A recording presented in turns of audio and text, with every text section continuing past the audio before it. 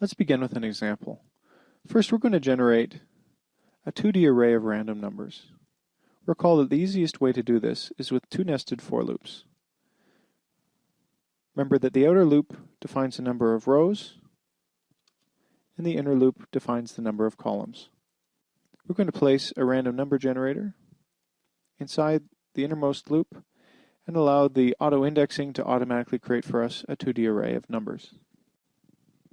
The function we want to use from the File I/O palette is write to Spreadsheet file.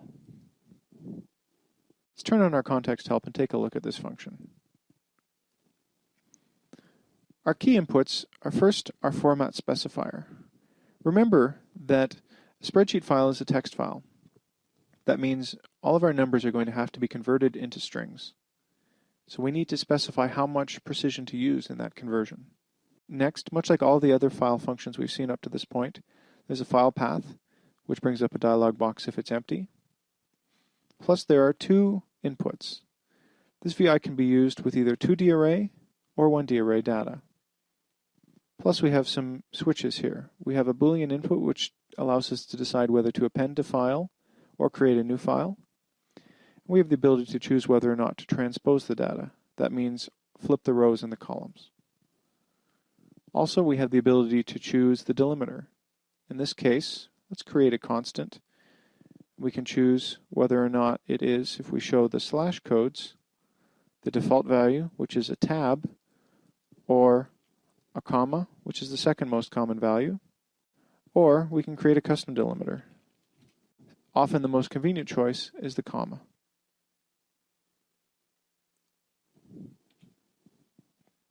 Let's also connect the 2D data to our input and leave all the rest of the choices as default.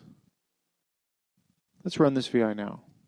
Of course, because we haven't specified an input path, it's asking us to choose an output location.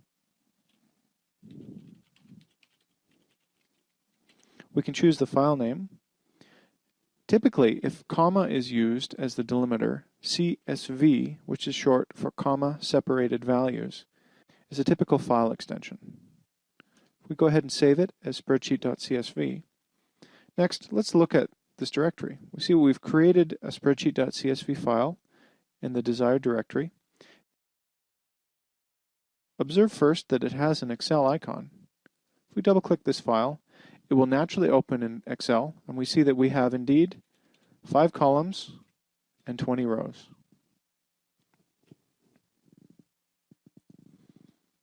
So one of the benefits of using comma-separated values is that you can directly open it with Excel. If we were instead to use tab-separated, we were to save it,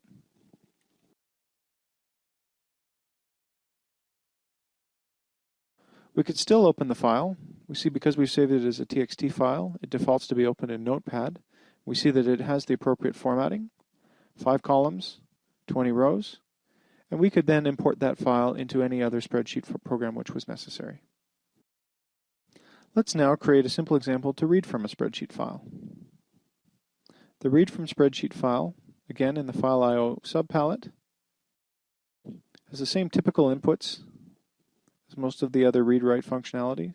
Again, we specify a format, which we can leave default as %.3f, which means 3 digits of precision. We can specify a path, or it will prompt with a dialog. We can also specify the number of rows. Again, there is a default input, which is -1, which means read all the rows. We can choose a start of read offset, maximum number of characters per row,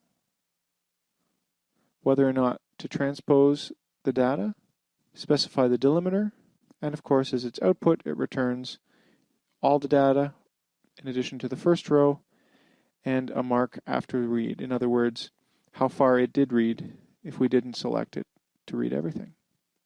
And the final output is a Boolean, EOF, which is short for end of file. This returns whether or not it has reached the end of the file. We can use this function two ways. We can have it read the entire file at once and output the entire data set, or we can run it inside a loop, reading a certain number of rows at a time and analyzing them in part. Typical application would be to use the EOF output connected to the stop condition of a while loop. so that it would continue to read until the end of the file is reached. For now, let's just create an indicator on our 2D array. We're going to run it in its simplest form. It's going to prompt for a file, choose our tab separated .txt, and we'll see if we expand this array and show its vertical scroll bar that we indeed have 5 columns and 20 rows. Let's try now to open the first file, the CSV file. Remember that the default delimiter setting is to be a tab. If we open a CSV, it does not read it properly.